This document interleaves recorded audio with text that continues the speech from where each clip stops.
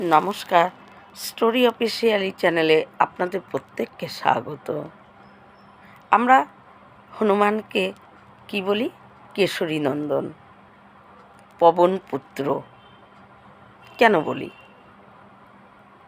প্রত্যেকের তো পিতা একটাই থাকে। হনুমানকে দুজনেরই পুত্র বলা হয় কেন? হনুমানকে বলা হয় পবন নন্দন, এদিকে কেশরী নন্দন বলা হয়। অর্থাৎ পবন এবং কেশরী তারা দুজনেই হনুমানের পিতা।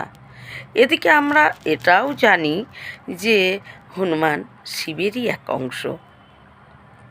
ভগবান শিবেরই রূপ হলো একটা হনুমানের, কারণ ভগবান শিব তিনি তার আরাধ্য রামের সেবা এবং রামেরকে সাহায্য করার জন্য তিনি হনুমান রূপ নিয়ে তিনি রামের সাহায্য করেছিলেন। আমরা এটা জানি যে রাম আর শিব এরা দুজনই কেউ ছোট কেউ বড় না, দুজনই দুজনের আরাধ্য। ভগবান শিব তিনি ধ্যান করেন, রামের ধ্যান করেন এবং তিনি রামের গুণগান তিনি সবসময়, যেখানে রামের কোনো গুণগান হয় ভগবান শিব সেখানে তিনি শুনতে যান। ভগবান শিবকেও রুদ্রদেব বলা হয়, হনুমানকেও রুদ্র অবতার বলা হয়, কারণ হনুমান আর কেউ না, তিনি শিবেরই এক অংশ। শিবই ভগবান রামকে সাহায্য করার জন্য হনুমান রূপে তিনি প্রকট হয়েছিলেন এই পৃথিবীতে। হনুমানের জন্ম কাহিনী নিয়ে অনেক গ্রন্থে অনেক রকমভাবে লেখা আছে। অনেক জায়গায় বলা হয় যে যখন নাকি দশরথের কোনো সন্তান ছিল না এবং দশরথ যজ্ঞ করার পরে যে চরু হয়েছিল, সেই চরু তার কৌশল্যা, কৈকেয়ী, সুমিত্রা তার 3 পত্নীকে ওই চরু দিয়েছিলেন। তারা যখন চরু খায়, সেই চরুর থেকেই একটা কাক সেখান থেকে একটু চরু নিয়ে এক গাছের ডালে বসে, আর অঞ্জনা সেখানে শিব পুজো করছিল, কারণ অঞ্জনা ছিল শিব ভক্ত। আর সেই চড়ুই অঞ্জনার মুখে একটু পড়ে যায়, সেখান থেকে হনুমান এর জন্ম হয়। অনেক জায়গায় আমরা এটাও পাই। কিন্তু আজকে আমি যে কাহিনীটি বলবো হনুমানের জন্ম বৃত্তান্তে, অনেক জায়গায় অনেক মত আছে এবং যার যেরকম ভাব সে সেইভাবেই লিখেছে, কিন্তু প্রত্যেকটা জায়গাতেই আছে যে হনুমান শিবেরই এক রূপ। যতভাবেই জন্ম বৃত্তান্ত লেখা হোক, কিন্তু প্রত্যেকটা বৃত্তান্তর মধ্যে এই কথাটা আছেই যে হনুমান আর কেউ না, তিনি দেবাদিদেব মহেশ্বর, হনুমান শিবেরই এক রূপ।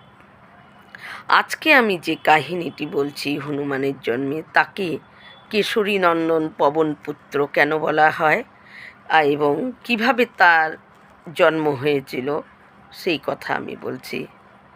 আসলে রাবণ শিব ভক্ত ছিল, শিবের খুব ভক্ত। শিবের এতটাই ভক্ত ছিল, রাবণ নিজের মাথা কেটে কেটে ওং নমঃ শিবায় বলে শিবকে তার অর্পণ করে দিতেন। এতটা শিব ভক্ত ছিল, রাবণের গুরু ছিল শিব। কিন্তু রাবণ শিষ্য হলেও ভগবান শিব তিনি তো অন্যায়, অধর্ম এগুলো তো তিনি সহ্য করতে পারেন না। কিন্তু রাবণ অনেক কিছু কাজ করত, সেগুলো ভগবান শিবের একটুকু পছন্দ হতো না, তার উপরে প্রচণ্ড রাগ হতো। মনে মনে শিব ভাবত যে আমি যদি তৃতীয় নয়ন খুলে একে ভস্ম করে দিতে পারতাম তাহলে ভালো হতো। কিন্তু যেহেতু শিব গুরুদেব, একটা গুরুদেব, তার শিষ্য যতই অধর্ম, যতই খারাপ কাজ করুক, যতই তার ভেতরে অহংকার, গর্ব এগুলো থাক না কেন, গুরুদেব কখনোই কোনো শিষ্যকে নিজে হাতে মৃত্যু দিতে পারে না।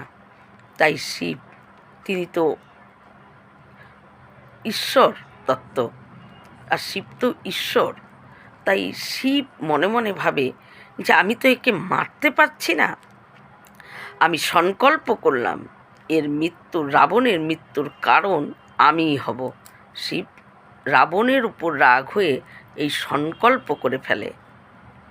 কিন্তু শিব ঈশ্বর তত্ত্ব, সে তো রাবণকে মারতে পারছে না, কারণ ভগবান শিব দেবাদিদেব মহেশ্বর, তিনি তো ঈশ্বর। তাই রাবণের মৃত্যুর কারণ হতে গেলে তাকে পৃথিবীতে আসতে হবে। এবং ভগবান শিব এটাও জানতেন যে তার আরাধ্য রাম, তার উপরে রাবণ নানা রকমভাবে অত্যাচার করবে, তাকে বিঘ্ন বাধা অনেক কিছু ঘটাবে। তখন আমি যদি ভগবান রামকে সাহায্য করতে পারি, কারণ শিব হল পরম রাম ভক্ত আর রামও শিব ভক্ত, দুজনেই দুজনের আরাধ্য। তাই তার নিজের আরাধ্য রামকে যদি আমি সাহায্য করতে পারি, এর জন্যই তিনি পৃথিবীতে একটা রূপ নিয়ে আসতে চান, সংকল্প করেন। তারপর ভগবান শিব যখন এই সংকল্প করে, তখন তিনি কি করে, ঋষিদের কাছে যায়। ঋষিদের কাছে গিয়ে বড় বড় সমস্ত ঋষি, মানে যারা নাকি সেই ঈশ্বরের সমানের সেই ঋষি, তাদের কাছে গিয়ে ভগবান শিব বলে যে আমি সংকল্প করেছি রাবণের মৃত্যুর কারণ আমি হব, কিন্তু মৃত্যুর কারণ হতে গেলে আমি এই যে ঈশ্বর তত্ত্ব আমার ভিতরে, এইভাবে তো হতে পারবো না। তাই তার জন্য আমাকে পৃথিবীতে আমার যে এক রূপ নিয়ে জন্ম নিতে হবে। তাই আমি জন্ম নিতে চাই পৃথিবীতে, আমারই একটা রূপ আমি হয়ে পৃথিবীতে প্রকট হতে চাই। কিন্তু ঋষিরা তখন বলে যে পৃথিবীতে এমন কোনো নারী নেই যে আপনার তেজকে ধারণ করে রাখে। কি করে আপনি জন্ম নেবেন? কি করে? পৃথিবীতে এমন কোনো নারী নেই যে ভগবান শিবের যে তেজ তাকে ধারণ করে রাখে। তাই আপনাকে ধারণ করার মতো তো কোনো নারীই নেই পৃথিবীতে। ঠিক সেই সময় ওই ব্রহ্মলোকে যে একজন পরম মানে বৈষ্ণব এবং ভগবানের পরম ভক্ত ব্রহ্মলোকে সে যায়, এবং সেই সময় ব্রহ্মলোকের অপ্সরা, তার নাম ছিল কুঞ্জতিথি। কুঞ্জতিথি নামে এক অপ্সরা ছিল, কিন্তু ওই ভগবানের ভক্ত এবং ওই বৈষ্ণবকে দেখে, সাধুকে দেখে সে হাঁ হাঁ করে হাসে। তাকে দেখে যখন হাসে, তখন সেই সাধু তাকে অভিশাপ দেয়, অপ্সরাকে, যে তুমি আমাকে দেখে এরকম করে হাসছ, যাও তোমার বানর রূপে তুমি জন্ম নাও, এই অভিশাপ দেয়। আর তখন সেই অপ্সরাই অঞ্জনা নামে পৃথিবীতে জন্মগ্রহণ করে। আর ওই ভক্ত বৈষ্ণব এটাও বলেছিল যে তোমার বানর রাজ কেশরীর সঙ্গে তোমার বিয়ে হবে। তাই অঞ্জনা ওই বানর হয়ে, বানর রূপ নিয়ে তিনি অঞ্জনা নামে পৃথিবীতে জন্ম হয়। কিন্তু তিনি খুব পরম শিব ভক্ত ছিলেন।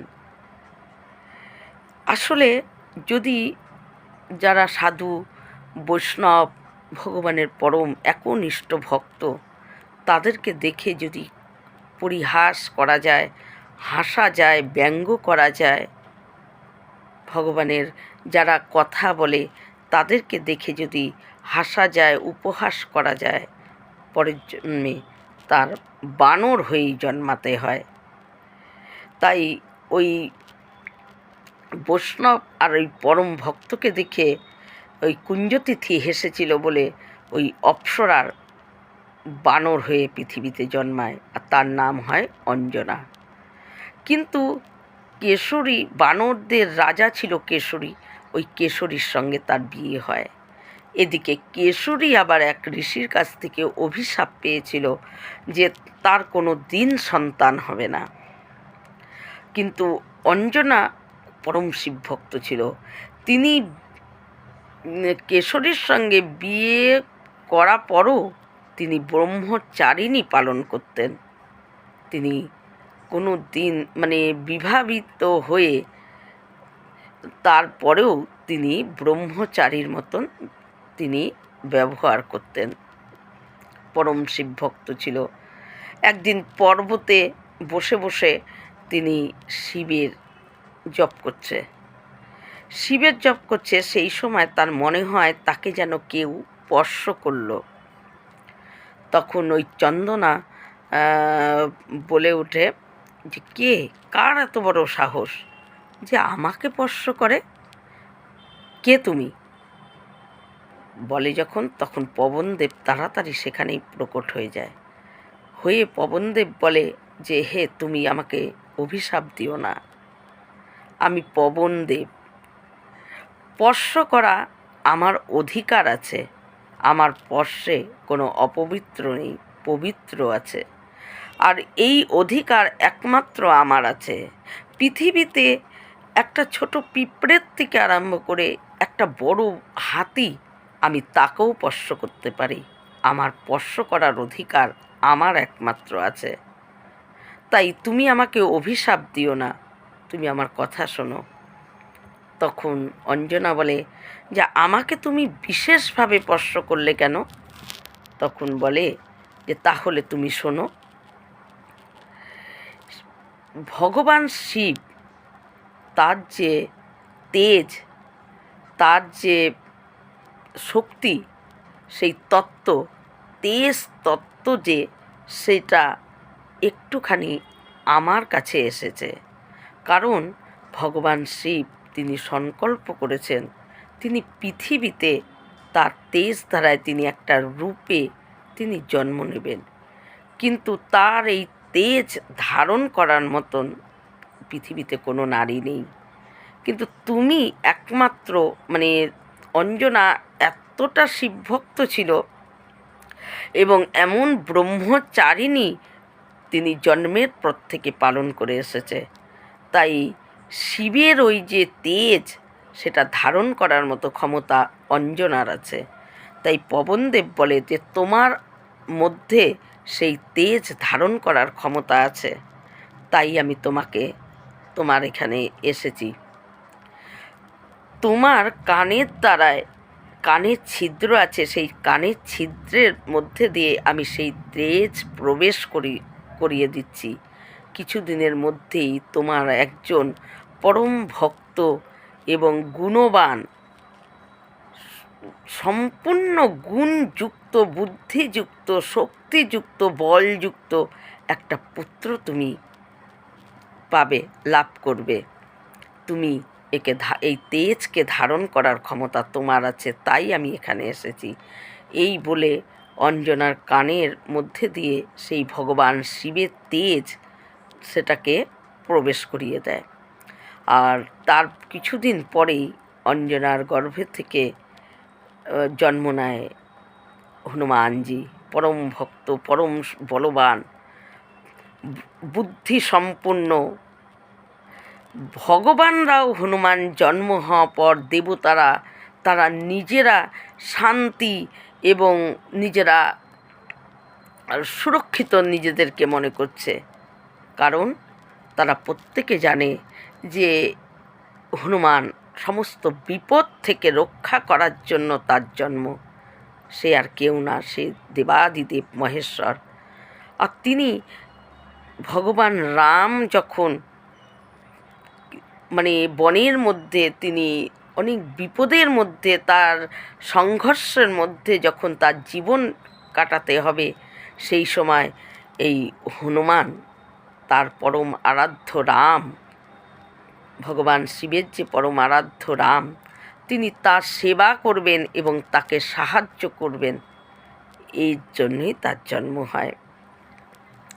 সমস্ত দেবতারা এতটা খুশি হয়, সবাই যে যার মনে এসে ওই ছোট্ট হনুমানকে প্রত্যেকে নিজেদের যার যার শক্তি আছে তার থেকে কিছুটা শক্তি হনুমানকে, কেউ বুদ্ধি, কেউ আরও বল, এই সমস্ত কিছু হনুমানকে দান করে। কারণ সে যে এমনি জন্ম হয়নি, সে স্বয়ং যে ঈশ্বর বিষ্ণু, যখন তাকে বিষ্ণুকে সাহায্য করার মতন এক যদি কেউ জন্ম হয়, তাহলে যাক ভগবান সবাইকে সাহায্য করে, সবার বিপদে ভগবান। আর সেই ভগবানের বিপদে যে ভগবানের পাশে থাকে, তার থেকে শক্তি, বলবান, বুদ্ধি, তার থেকে ভক্ত, তার থেকে শ্রেষ্ঠ আর কে হতে পারে?